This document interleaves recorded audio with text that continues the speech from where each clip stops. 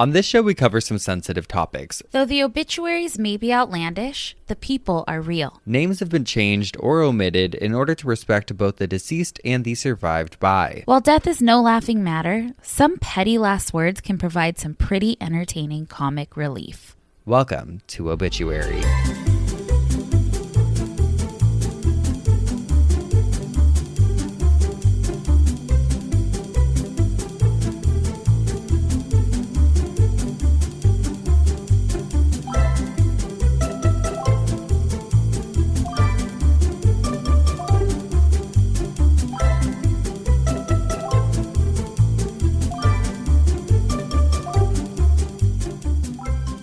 Welcome back to Obituary. I'm Spencer Henry. And I'm Madison Reyes.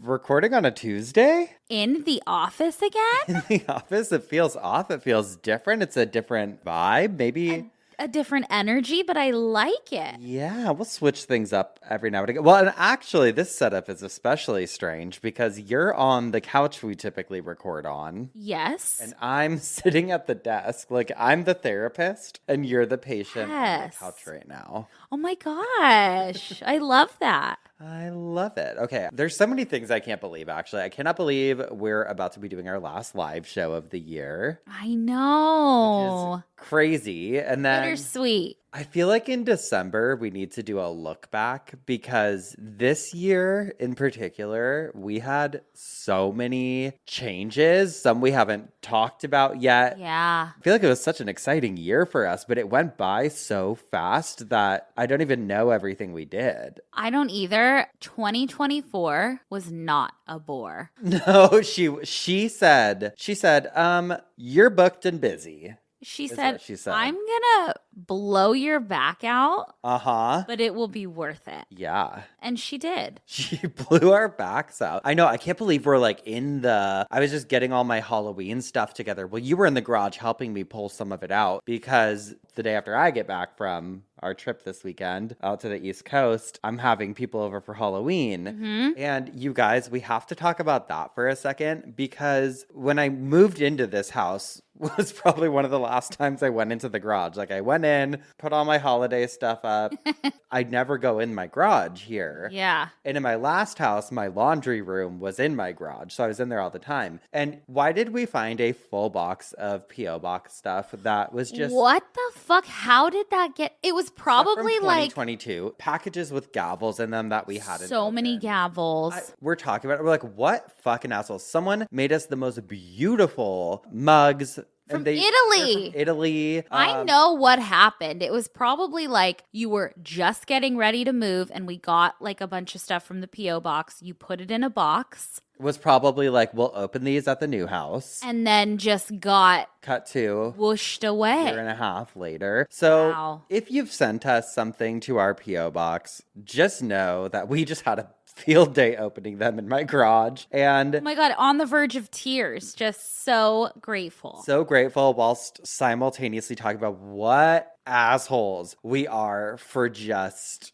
not fucking opening them before that. And we know how much time goes into everything. So I think we were both just like, oh my God, I feel so bad, but truly know that I had no idea they were in. Well, when you moved, we were still doing our big tour, like right in the middle. So, oh my God, I moved literally in between two legs of it. Yeah. So I know that it just piled up. Yeah. And it's also crazy because I feel like I know everything about my stuff, but that somehow slipped under the radar. Under the radar, man. And we can't always read everything on this show, but just know that we really appreciate Big or Small and that we'll get to it even if it's 2 years later. Yes. And we'll love it. We also found some baby pictures of Spencer, which are absolutely hilarious and adorable. A wild child.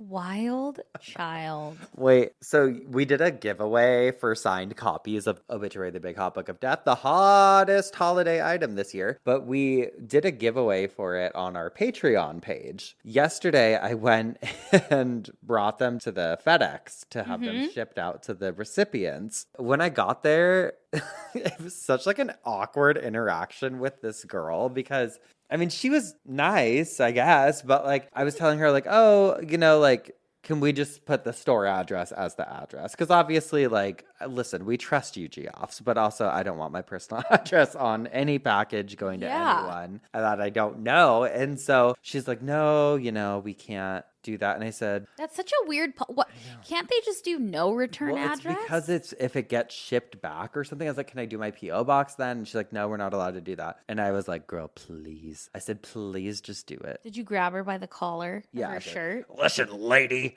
you're gonna fucking do it and you're gonna like it. No, but she did finally agree to use their address. Well, because I was like thinking of whose address I know. I'm like, do I give them Madison's address? Bitch! I was like, do I give them the address? I was like about to just Google on my phone like a pizza place or something and be like, send it back there. I don't give a fuck. Well, because I told her, I was like, listen, I said, if these get sent back or something happens or they get lost, I will find these people. I will make sure they get a new one. Like, and then she's like, "This your book?" And I was like, my initial response is always wanting to lie and be like, yeah, no, no, never heard of it actually, but I knew when I paid, I'd probably have my name. I was like, yes. And she said, oh. And then I was kind of like, oh, okay. And then you're not going to say like, wow, cute. Yeah, say something cool, girl. Yeah. Say you like the cover. I don't know. I know. But then she's like, oh, what's it about? And then I'm like, okay, now I have to explain like like the lore behind everything. And she said, oh, okay, interesting. Oh, You know what, girl? She didn't give you anything. Line up with she that. paid you dust, girl. She was like, I don't give a fuck. Actually, And I'm like, girl, you asked. I don't know.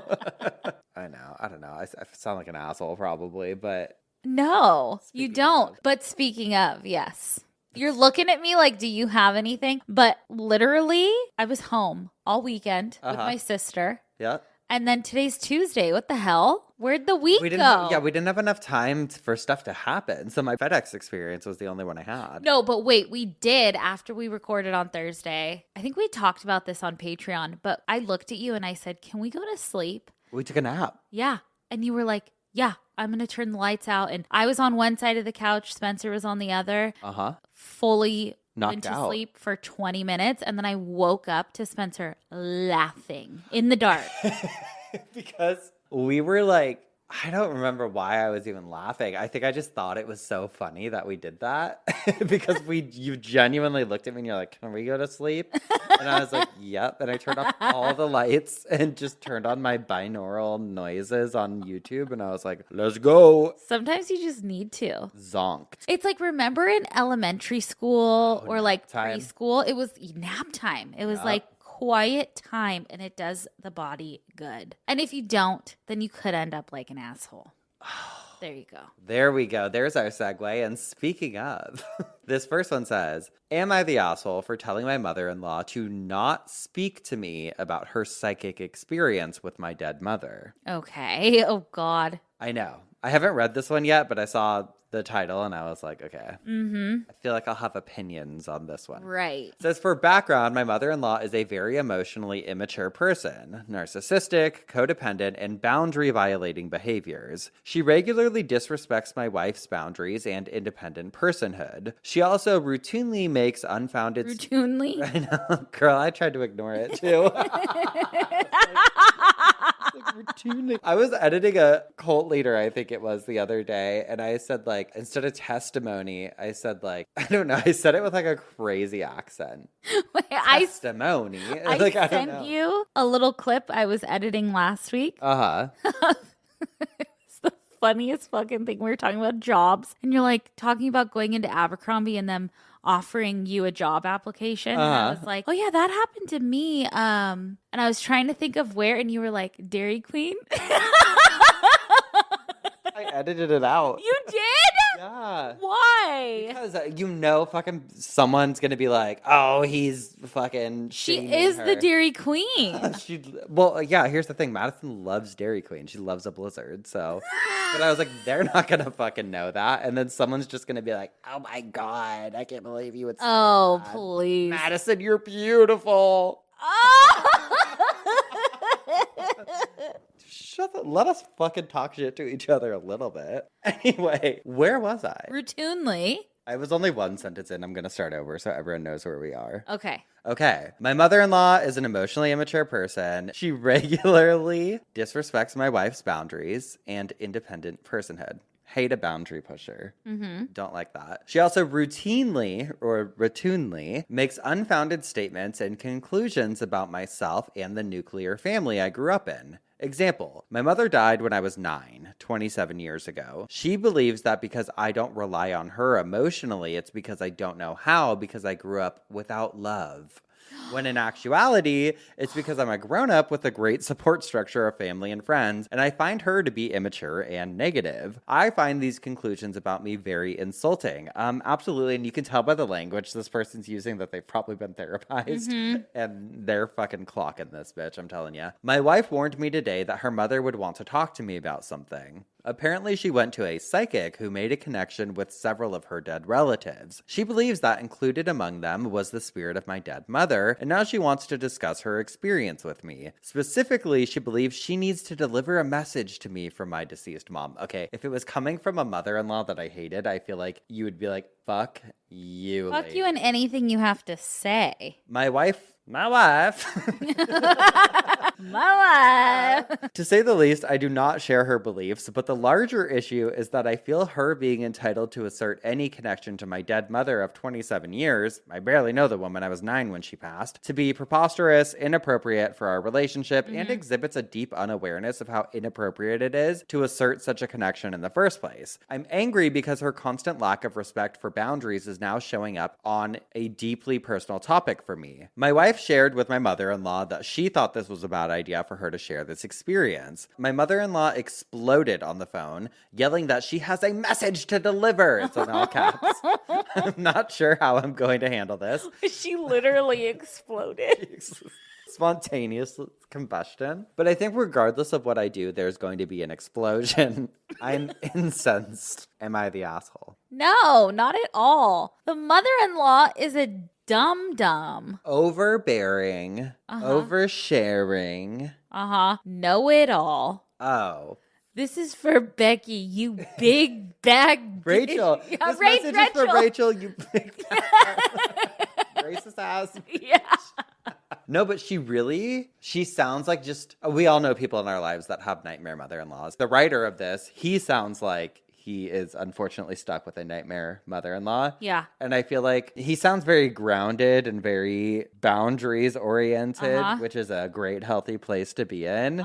Definitely not the asshole for saying, hey, I don't want you to talk to me about this message you supposedly received that I don't want to hear. Yeah. No. But you know damn well he's going to hear that message. Of course. She's going to text it. Something's going to happen. And I guarantee the message is going to be manipulative and it's going to be along the lines of, let your new mother in. Totally. Something like that. That's what I picture. She's worried that you're emotionally closed off because me. she wasn't in your life, you know? Yeah. Girl, bye. Not the asshole. This next one says, am I the asshole for creating a safe account for my wife? A safe account? It says, I, 38 male, and my wife, Eve, 33 female, have been together for 4 years, married for 2. 8 months ago, our twins were born, and Eve decided to stay home with them. Her decision, not mine. For some context, I grew up in a wealthy family while Eve did not. Her mother, a single mom, was loving but had to work a lot, which influenced Eve's decision to stay home with our children. Now, I grew up with incredibly loving parents until I was 12. Everything changed when my dad was in a car accident that drastically altered him. He became angry,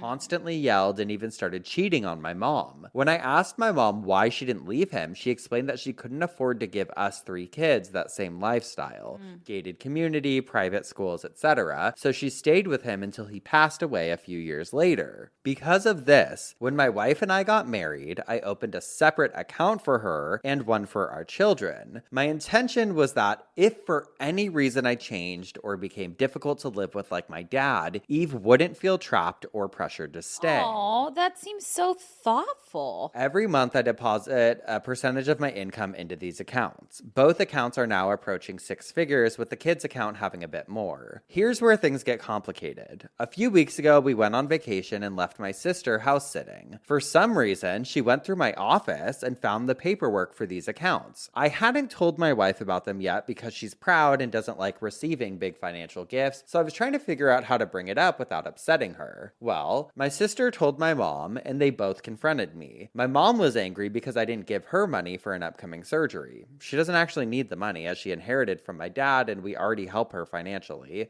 I explained that I created the accounts to prevent my wife from going through what my mom did, but both my mom and younger sister seem to forget that part. The only person who's on my side is my older sister. So my wife is upset and says she doesn't want the money, that I should give it all to our kids or my mom. Am I the asshole for trying to protect my wife and family this way? No. They were voted the asshole. Why? Okay, I was wondering the same thing. I don't get it. Well, okay, here's the thing. Off the bat, I do have to say, one, you shouldn't have a hidden, he had a hidden account with a lot of money in it, technically. 2 hidden accounts. Granted, it was for them. Yeah, like but it could be used. Yeah. And then my only other thought was like, this seems like kind of like a trauma response a little bit. Mm-hmm. Like, I don't know. Which is why I don't think he should be called an asshole for that. Okay, so people said, you're the asshole. If you don't cut your sister out of your life immediately, who does she think she is? Oh, okay, wait. Snooping, then confronting you about it. Okay. Cut that conversation off fast. And then someone said, you're an asshole for not telling your wife. You could have spun it better, too, by saying, I just wanted to make sure in case anything happens to me that you and the kids were taken care of. Not gotten into the if I change thing. And you're not the asshole because this is an incredibly loving, thoughtful, and forward-looking thing. You never know when the bus with your name will show up. Mm-hmm. People are all divided on this. Someone voted everyone sucks here, which is like when they think everyone's in the wrong.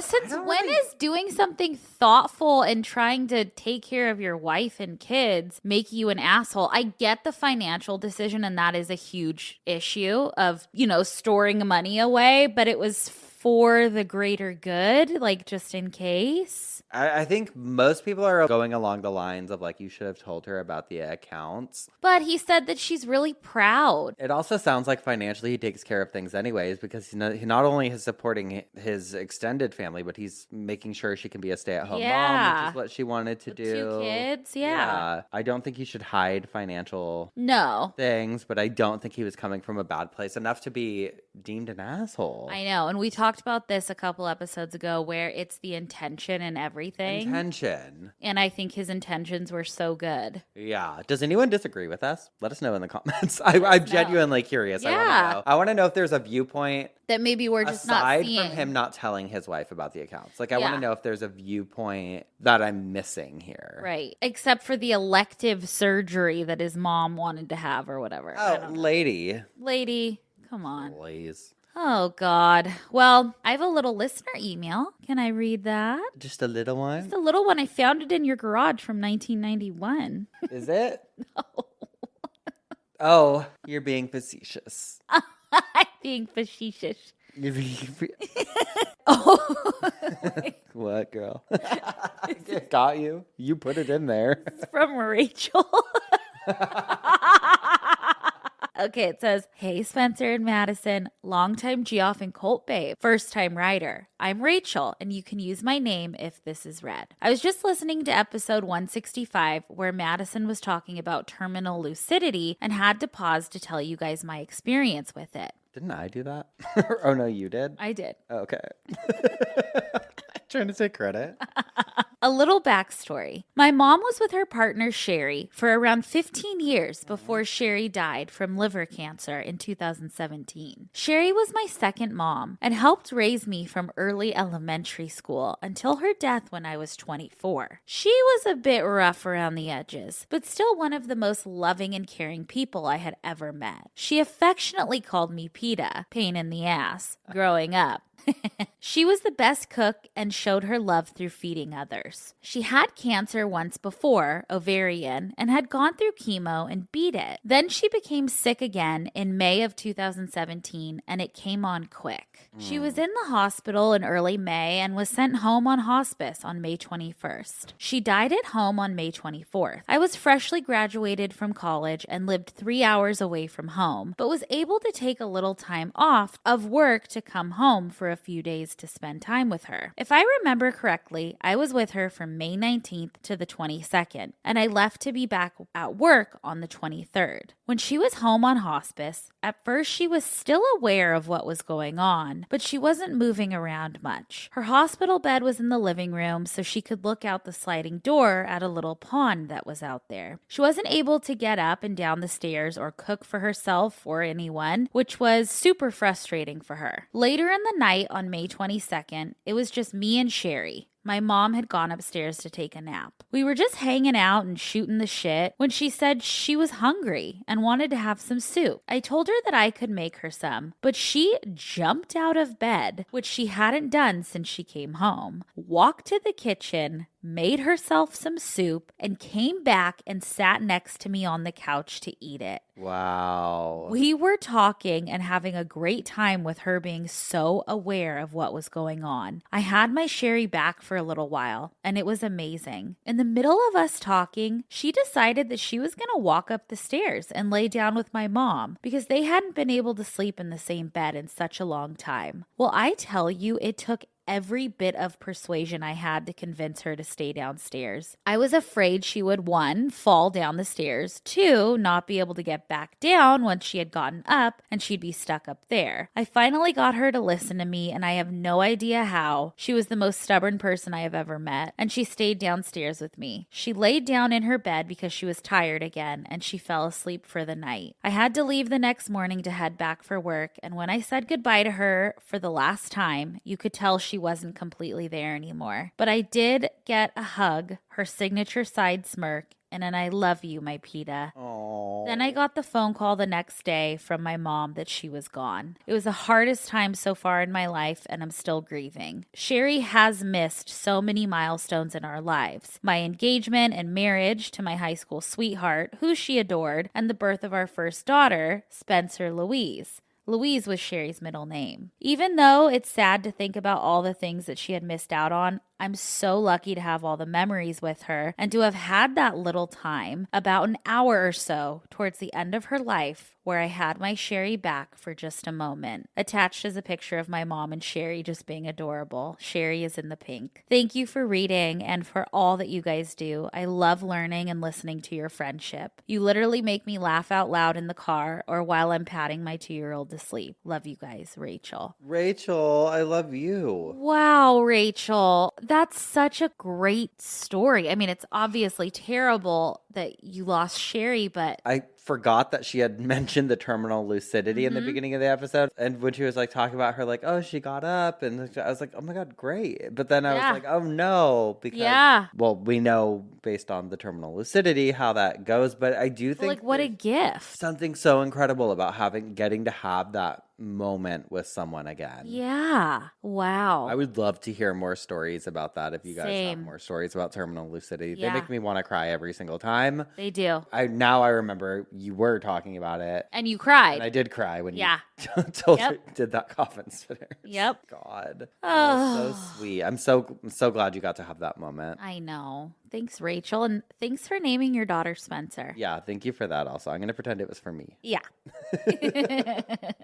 Alrighty. Well, I'm up first this week. Do you have a little side bitch? I do. So I just have to tell you, I have been going to some weird parts of the internet lately. Uh-oh. Stranger than normal. And, well, no, because for Cult Leader, I've been working on some episodes about madams. Ooh. Like Hollywood madams. Yeah. So this one goes out to the cult babes because it was while I was researching for one of those episodes that I came across this brash, I don't even know if I would call it an obituary. I'd more so say a death notice. Okay. But it just says, quote, Elizabeth Sherhouse, the first prostitute in the United States to be charged with attempted manslaughter in an AIDS-related case, died Tuesday at 26. Oh, wow. I mean, outdated language, but yes, the first? We say sex worker now. She's the first prostitute in the United States to be charged with attempted manslaughter in an AIDS-related case. And so I started looking into this story, and from what I can gather, or my assumption would be that she passed it along to someone, perhaps knowingly. Oh, if it's a manslaughter. Yeah. I don't know. Damn. Fucked. Young, 26. Damn. Well, you learn something new every day. You know what? You come here to learn. It's not always pretty. Not always pretty. You're going to get learned. You're know something that you didn't know. Yeah. Yep. All right. All right. Well, we're going to take a quick break. And when we come back, I'll tell you what. Girl. I'm going to hear what had you spinning in your coffin. We'll be right back. All right, caller, what's your name and where are you calling from? Hi, my name's Madison. I am a first-time caller, long-time listener. Madison, what can we do for you? Well, I want to tell you about something I like to call a coffin spinner. Okay. I'd like to just tell you guys a little story. All right, we're here to listen. Okay, so I want to dive into something that I think is both meaningful and kind of practical. Okay. Something that we don't really talk about enough as a society, but we should. None of us know exactly, obviously, when our time will come to an end, or as your Am I the Asshole said, when your bus with your name on it's going to show up. Oh. I loved that. But if you or someone close to you has received difficult news or a serious diagnosis, I think this coffin spinner could be a thoughtful tool to consider. So I want to explore the concept of post-mortem gifts. Ooh, okay. I love a gift. Love a gift. Love a post-mortem gift. Post-mortem gifts are carefully planned gestures arranged by individuals to be delivered after their passing. They can range from letters and flowers to financial stuff. So, like, financial stuff after they pass. Like, is that like maintenance or... We'll get into it. I have some examples. Okay. Think gifts, though. Teddy bears. It could be financial gifts. It could be flowers, teddy bears, whatever. Okay. Okay. But I think the concept is so freaking cool. Like, remember a few Am I the Assholes ago, you talked about a deceased father's letter to his daughter for her wedding day? Oh my God. Yeah, and then the fucking mom certain wouldn't asshole give mom. him. Yeah. So that went wrong. But how sweet was that, right? Like this guy wrote letters to his daughter. And as we know, grieving can be so hard for a multitude of reasons. But I think a big one is not having the person physically with you. I agree. So if you could receive something physical from them throughout life, even though they're gone, I think that's just really special. I also selfishly, like if I were the deceased, like if I were about to die and set up gifts for everyone, I feel like it would be a, hey, don't fucking forget about me. Like, you still will receive gifts from me. Like, I will be sending Cisco a bunch of stuff, so his new wife has to see it.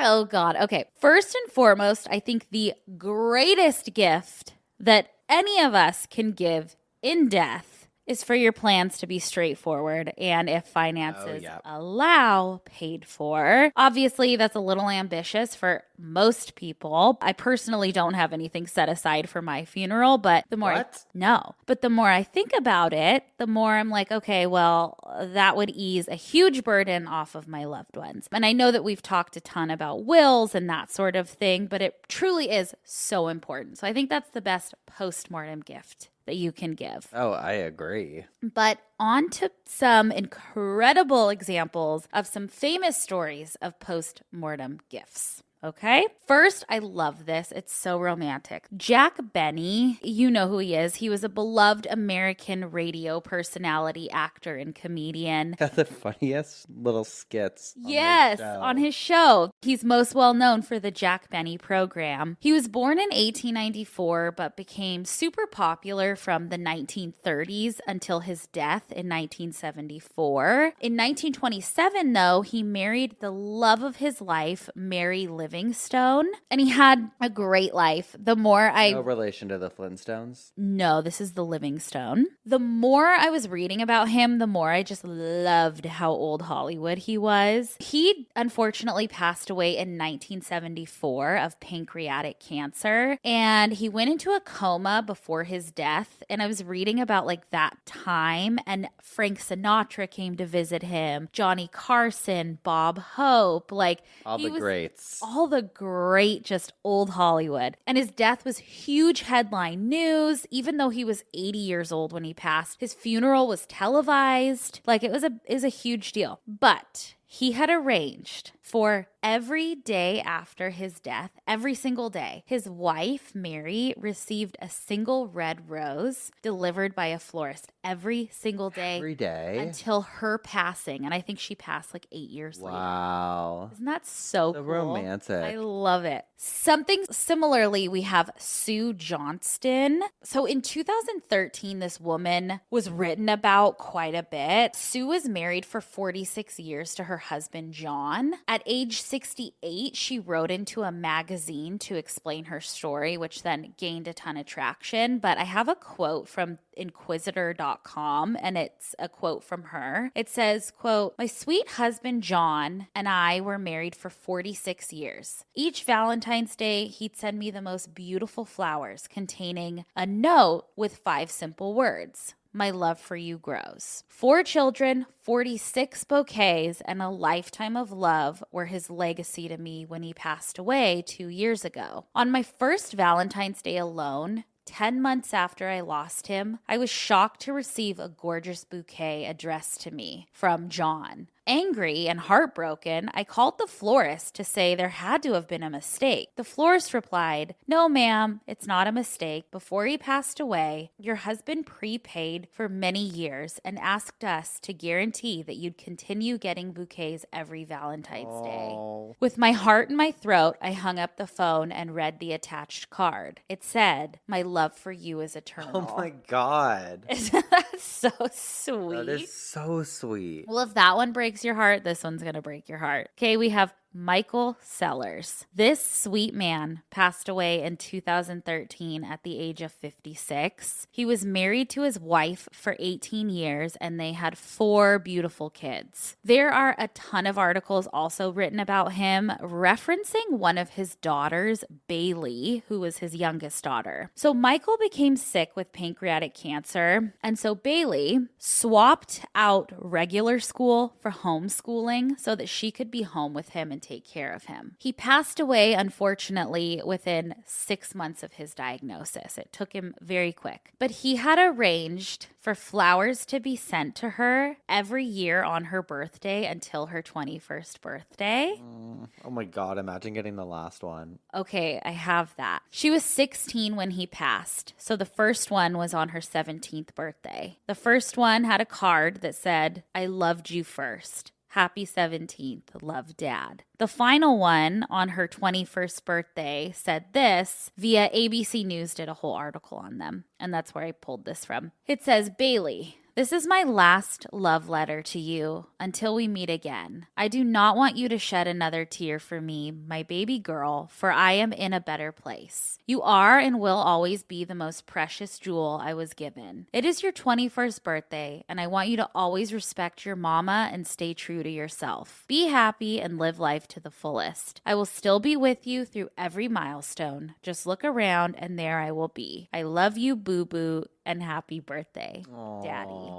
He also left other gifts for his children post-mortem, including handkerchiefs that I guess he prayed over and made sure that they were delivered to his other 2 daughters on their wedding day. Oh my God. So sweet. So sweet. It's so sweet. Oh, okay. I have one that's not so sweet, and I can't for the life of me remember if we've talked about this woman. I don't think so, but she gave a postmortem like financial gift. Her name was Hetty Green. She was born in 1834. Throughout her life, she amassed a shit ton of wealth from real estate, railroads, and just a bunch of stuff. She also had a nice start with a huge millions and millions of dollar inheritance in today's money. She was one of the most wealthy women in the United States during her life. I guess her wealth amassed like billions in today's money, but you never know it because she was really, really frugal. She's even in the Guinness Book of World Records as the world's greatest miser. And a miser is someone who has a lot of wealth, but spends as little as possible. She had an office on Wall Street, and so some people called her the Queen of Wall Street. Other people called her the Witch of Wall Street. And get this, she apparently died because she was arguing with her maid about milk and ruptured an internal organ. Oh my God. Girl, what the fuck? Remember when Joan Crawford, she's like, "Don't you pray for me?" Yeah. Her last words. Her 2 kids got most of her estate. However, she surprised a bunch of random different people from her grave. So she made sure that one of her gardeners was given a postmortem gift from her of $34,000. An accountant got $35,000. And then a random distant relative got $100,000. So she was just sending out money gifts from beyond the grave. And I would have loved to have been on that list. Yeah, the receiving end. Yeah. And then I was reading about all of the posthumous gifts on dignitymemorial.com. They had a great article, but there was a quote from a real woman. A real one? A real one. And it says, quote, "When my fiance passed away in April, we knew it was coming. So he got everything together, all the legal stuff, and then with it left me this can of whoop ass that has maybe 50 of these little affirmations crammed in it. It's entirely silly and hilarious, and some of them are very, very funny. It's basically a child's art project, but it's lovely, and I take it with me wherever I go." And that's from Elizabeth in Houston. But I guess he made like a little can that had just 50 affirmations in it for her after his death.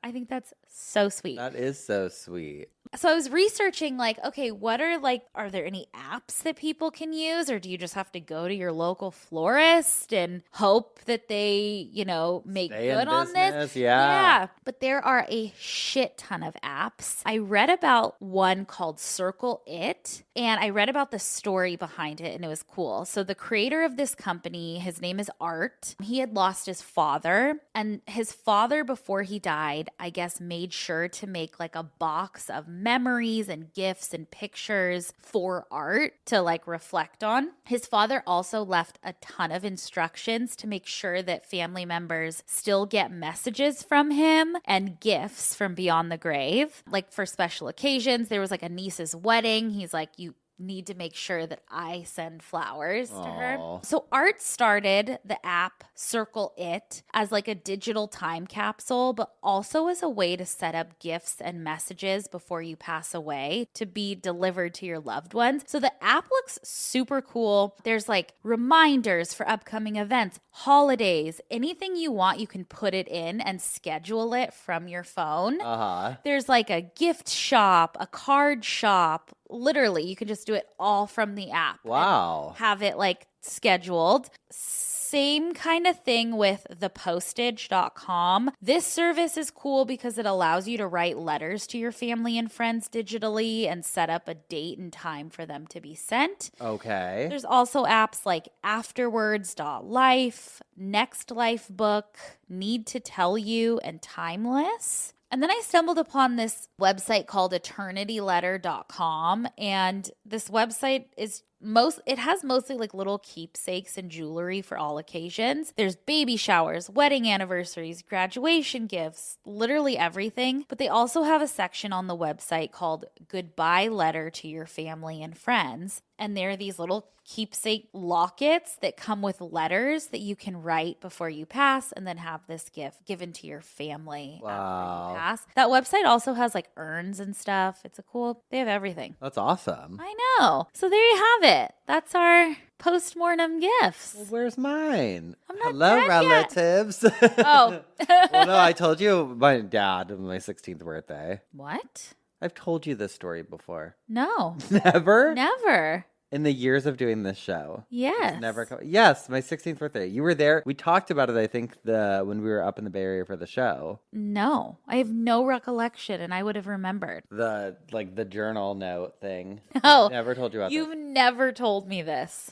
Ever. Okay. So, 16th birthday, I go, because that was the last time that I had seen his mom, my grandma, on your that 16th side. birthday? Yes. Remember I told you they came and brought stuff? So they brought this journal, and in it, it says that I'm the princess of this place called Genovia. What? I'm the princess of Genovia. I don't get it. And I am just bewildered because I had no idea my family was... Princess Diaries? Yes. I you were going to tell me a sweet story. You didn't give me shit. You gave me an attitude drama. and an affinity for cigarettes.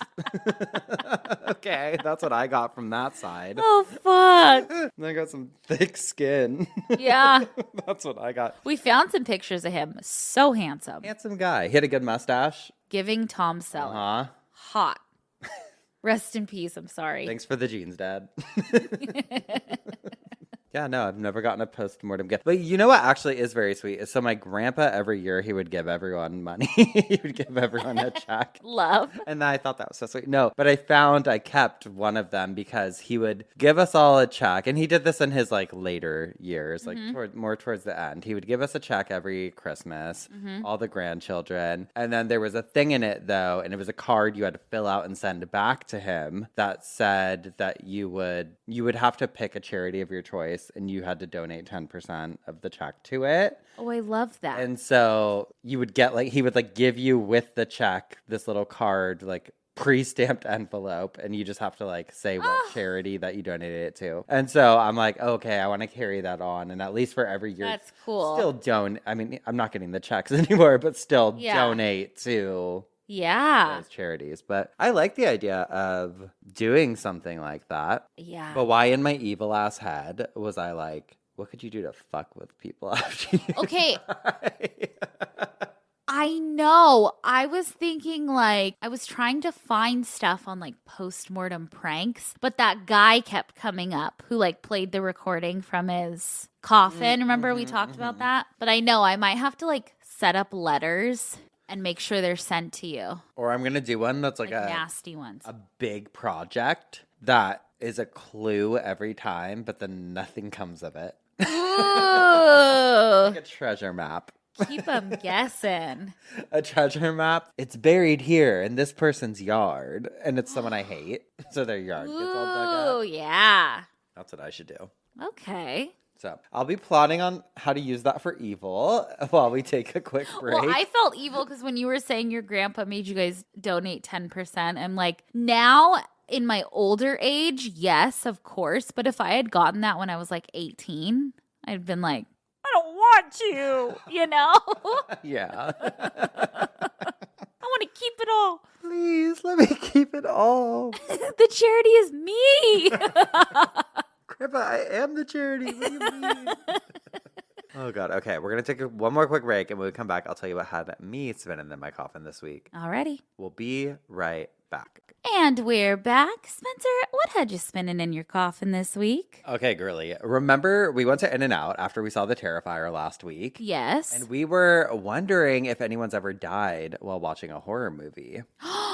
Remember? Yes. I pulled out my notes on my phone. I put that in there, and I was like, happens when I didn't want to tell you. Oh, shit. Okay, well, this week I decided to get to the bottom of it. So you and I are both big horror movie fans. If there weren't already a million horror movie podcasts, I feel like I would want to start one together because I feel like we have the best worst taste when it comes to horror movies. Yeah. But it's also the one genre. I mean, we like some of the same shows, but I feel like as far as horror movies go, we're always on the same page. Yes. Of okay, we're going to watch this one. Uh-huh. Anyway, the long and the short of it is, yes, people have actually died watching horror films. What? And we're going to get into some stories. But I first wanted to get into the lore about it a little bit because I love it. I always think about The Exorcist because it came out in 1973 and it caused so much chaos. Mm-hmm. People were fainting, passing out. Have you ever seen the news footage? Yes. Of reporters. I was rewatching that and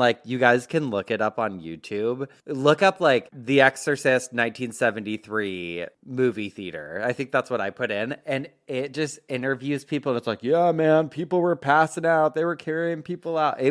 People were throwing up. It was crazy. It's still such a scary.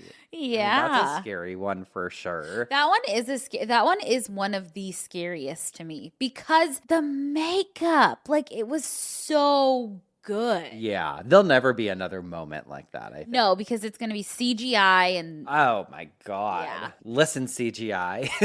We're coming for you. But it was just, I mean, what a time to be alive. I feel like our generation will also never have that because we grew up seeing people be like beheaded on the internet. And Yeah. it's like, oh, Yep. okay. Rotten.com. Uh-huh. God. We just got fucking desensitized. We sure did. We are so desensitized. It's also off topic. I was watching today and it made me a little excited. I saw a news clip and I think it was from like the morning show or something, or like the Today Show, something. And it was Jennifer Aniston. No, it wasn't. It was a real news thing. And they were talking about how people are over not having buttons on phones and screens anymore. Bring the button back. And they were talking about like Blackberries and stuff. Bring them back. Bring it the fuck back. Do you know I could carry on a conversation and send an email at the same time? Remember being able to just like... Yes. And they were also saying they're like, it's safer for people because you memorize where the buttons are and everything. You can pay attention easier. Yeah. Yeah. It's literally typing. So... Bring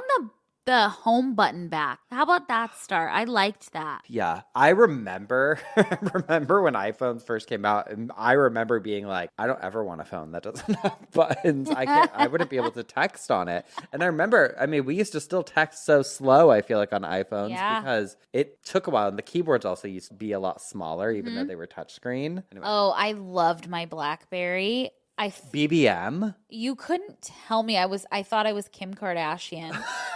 Because she had a BlackBerry, but then I also had a Razor, and I loved a Razor. The Razor was cool, but the BlackBerry, I feel like was like, I know people went nuts for sidekicks and stuff, but the BlackBerry Curve, I remember. Wait, you know what's even crazier is how we had to text with the buttons. Oh, the T9 texting or whatever. Because it was like you'd have to hit like GH to get to H for hey or whatever. Oh, it took forever. But we did it. Because we also didn't text for every little for a thing. Conversation. It was more so to just like say if you had to say something. Right. Which is how I still prefer people text me. Yes. Which is why I'm not a texter. Same. That's why we're on the phone together all day. Okay, anyway. About a year ago-ish, I think now, I covered the sensation of being scared to death. Mm-hmm. And this is the same thing, actually. So bye. No, I'm just kidding. I was like, I want to look at this from like a scary if true standpoint versus scientific. Because obviously, if you've listened to the show for a long time, you know it's very similar to like cardiomyopathy or whatever, like that same sensation of like dying from a broken heart. It's just like if you have a pre-existing thing already and then you are scared. Yeah. I told you the technical way in that episode. I don't know. I was thinking about it too because I'm already on edge in a movie theater, and I realized while we were watching The Terrifier, like I'm more scared of a crazy gunman in a movie theater than I am of the movie itself. Like, you know, I'm mapping out the exits the second we get there. Yes. I'm planning shit out in my head. Like, what would I do? Well, Spencer, you and Cisco had this conversation about me. I hadn't been to the movies in years because of that reason. Which I get, but I'm also, because I have that anxiety when I go to the movies. You can't let it. No, you can't live in fear and all of that. But it certainly runs through my mind every time. We talked about this before Concerts we went. Too. Concerts don't as much. I'm nervous anytime there's a big crowd of people. Yeah. I get nervous, but I don't let it stop me. Right. But I'm definitely alert. Like when I go to the movies, I'm like, okay, who looks alone? Yeah. Who looks sinister? We talked about it when we were on the way there. I was like, okay, if something happens, I'm gonna throw my big popcorn and my drink at the gunman. And you said, oh my God, we did talk about it. You were like, okay, well, I'm gonna be in the car on the way home already. So yeah, because you were like, I'll try and fight him. Like, I'm going to take him down. And I said, okay, girl, well, I'll be in the parking lot. Moment. Yeah. Because I don't trust those ankles for a second. You'd end up with the popcorn on your bucket on your head. Like, hey, oops.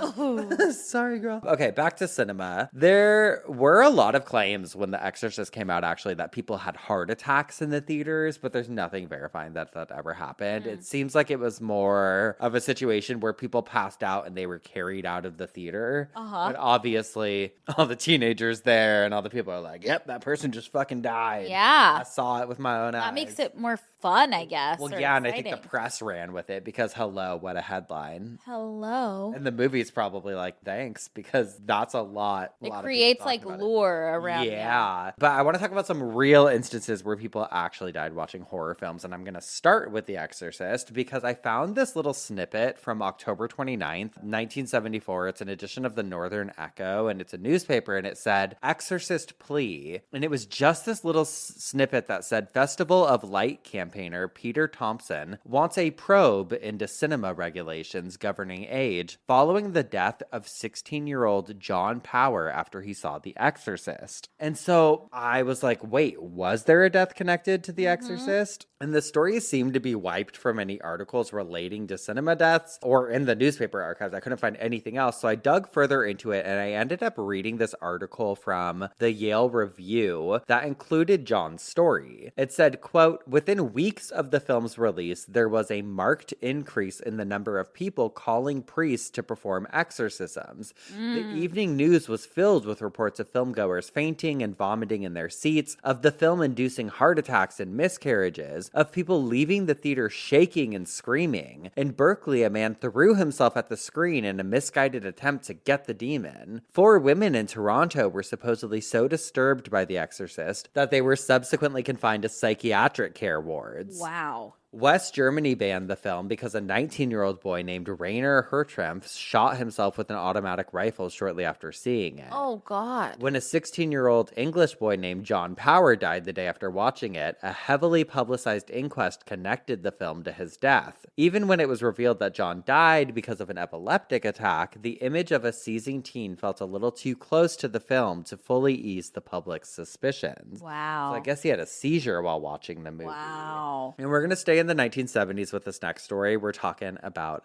Jaws, baby. Oh, that one scares me. The story goes that in September 1975, a 45-year-old man named Elmer Summerfield had gone to Ford City Cinema in Chicago with his wife to catch the terrifying new film on the big screen. Halfway through the movie, he collapsed in his seat, and moviegoers rushed to get him help, and I guess there was not one, but 2 doctors in the audience who just so happened to be there, and one of the doctors administered CPR while a movie theater worker called 911, but unfortunately, he passed in the ambulance on the way to the hospital. I found a little clipping in the newspaper, the Journal Times, from Tuesday, September 9th, that reads, Man 45 dies watching Jaws. Whoa. A 45-year-old man died of an apparent heart attack Monday while watching the terrifying movie Jaws in the Ford City Cinema. The performance was interrupted for 10 minutes while 2 physicians administered first aid in a vain attempt to save the life of Elmer Summerfield. He was pronounced dead on arrival in Christ Community Hospital, Oak Lawn. Summerfield was attending with his wife, Marilyn. Wow. Sad. Really sad, but God, that is a scary one too. Okay, well, this one freaks me out. So I was looking into the phenomenon of dying watching a horror movie, and I kept coming across this story about a man in India who died while watching The Conjuring 2. Oh, recent. 2016. Yeah. Listen to this article. Oh, and I quote, 65-year-old dies while watching horror movie. In a shocking incident, a 65-year-old man died while watching a horror movie in a cinema theater on Thursday night. According to police, 2 persons, both native of Andhra Pradesh, had gone to watch the night show of the newly released horror movie The Conjuring 2. While watching the climax of the movie, one of them complained of chest pain and fainted. He was rushed to the old government hospital where doctors declared him dead. The paramedic staff at the hospital asked the person to take the body to the government medical college hospital on the outskirts of town for post-mortem. However, he disappeared with the deceased body.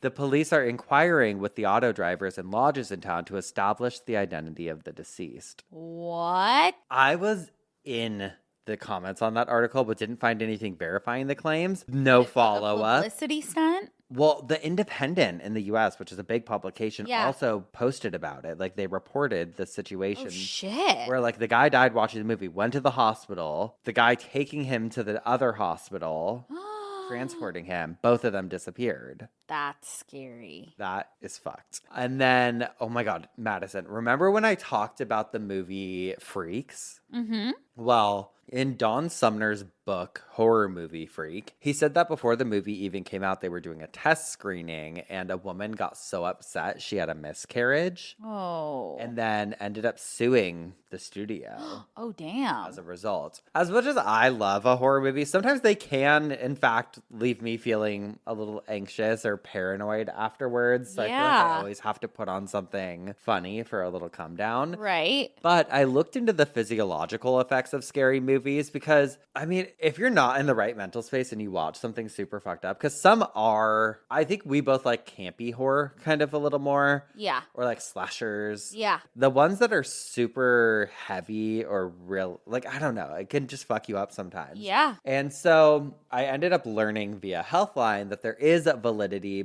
behind these feelings. And it says horror movies contain psychological tricks that create illusions of suspense and danger through the manipulation of images, sound, and story. And although your brain is aware that the threats aren't real, your body simultaneously registers them as if they are, which is interesting because we've talked about how, like, in therapy, I've learned that putting yourself mentally through a situation, even if it's not actually happening, you can still, your body doesn't know that. It doesn't know the difference. Still feel all the feelings. Yeah. Yes. Sally Winston, a licensed psychologist and executive director of the Anxiety and Stress Disorders Institute of Maryland, explains, when watching horror films, your heart pumps and the adrenaline flows and your attention narrows in, even as you are at home or the theater and there's no real danger. This is similar to being on an amusement park ride, where you can feel terrified while at the same time knowing you're safe. Generally speaking, there's no harm in watching for those who can process the illusion for what it is. She describes the ability to have an experience and simultaneously observe it as a diffusion or disentanglement. She said, that said, there are some things to be mindful of. Horror films are designed to elicit certain emotions such as tension, fear, stress, and shock, and these can cause the release of hormones in the body, such as norepinephrine, cortisol, and adrenaline from the autonomic nervous system. You may notice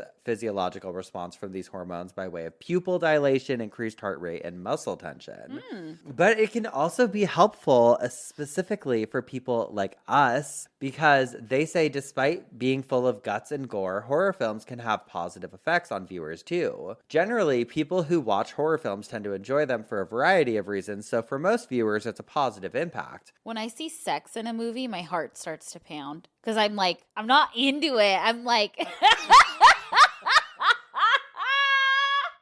and my basement is flooded, honey. I get this weird physiological response. I get awkward, like, I just we want to should sit on something. No, I get like, we should not be looking at this. Even if it's just like you and Cisco. Yeah. How funny. I get like awkward, like, what? I gotta go, actually. My dad's gonna be here soon. Not me. I love it. But they say if someone is being treated for an anxiety disorder or OCD, horror movies can provide useful opportunities to face one's fears and develop the confidence that you can, in fact, endure unpleasant distress and that it's not dangerous to you. Oh. So, there you have it. It can make you more comfortable. It can put you at ease. And I also think that's a very similar concept, not to get too meta, but for this show, I feel like a lot of people have told us, and you and I feel the same in return, that it's eased a lot of discomfort around the idea of death and dying because... Or dead people. Yeah. Yeah. Oh my God, love dead people. Well, just like, I feel like, I don't know, it's like not weird to me anymore. Or like Yeah.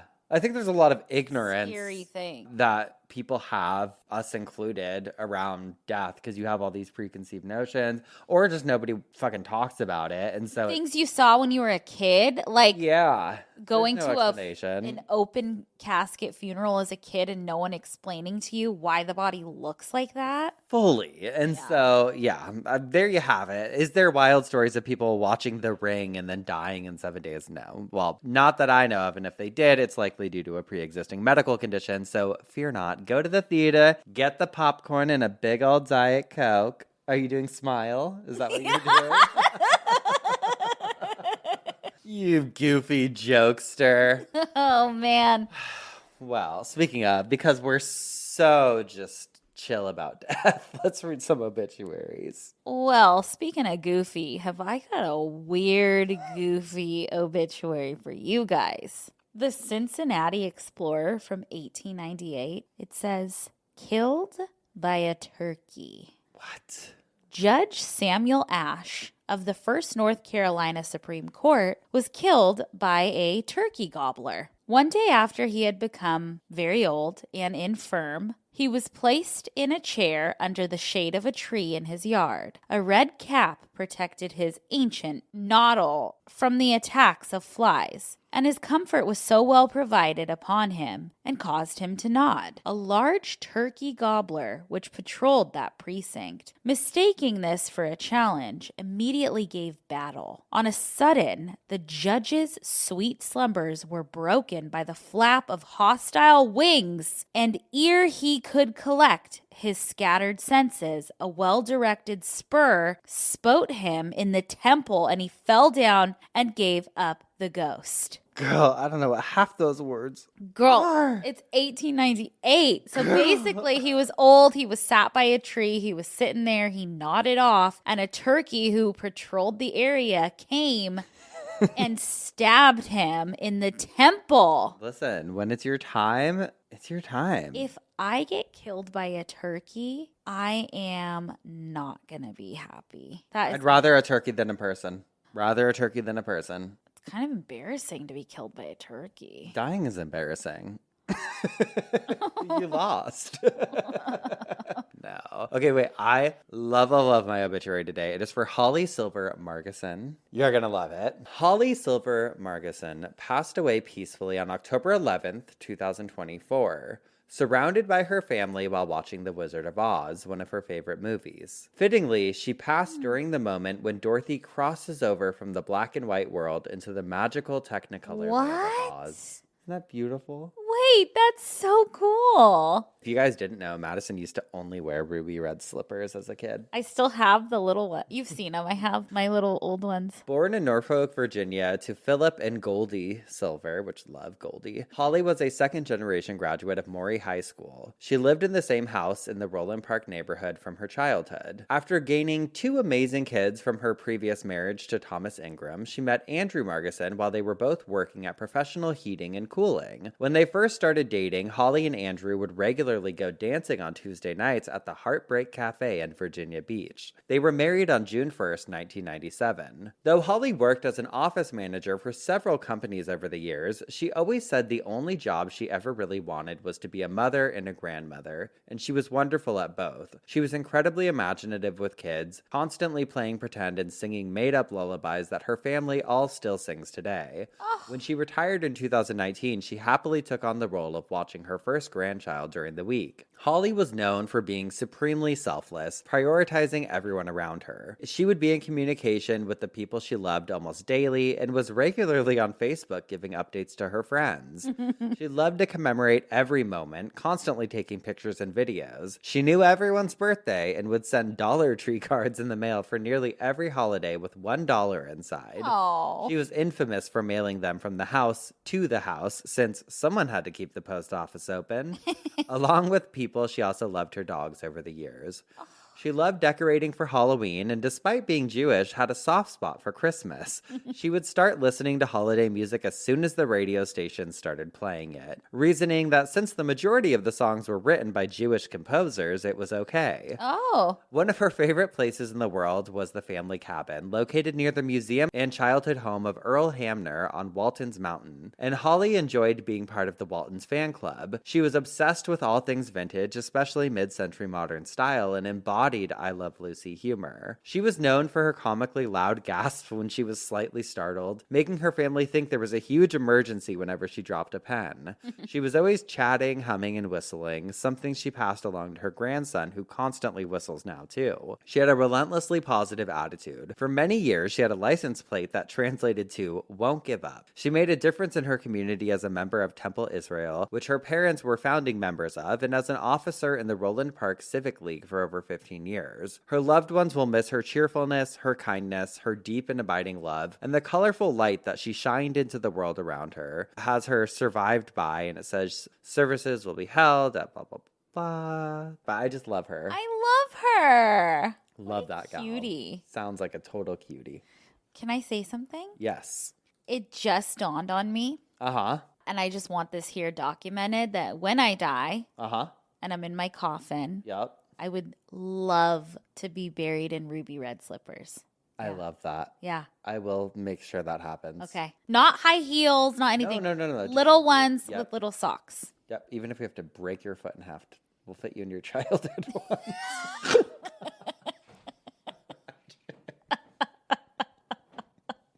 Okay, well, your legs are going to be folded back behind you. So, sure. Put them on my hands. Just cut your foot off. She walked on all fours anyway. Her husband always said she was a dog. I don't know. No, I love that. Yeah, there you go. Okay. Well, we have spun in our coffins. We have bitched our obituaries. It means it's time for some dumb As criminals. criminals. Who you got? Do you guys remember that viral guy during Hurricane Milton?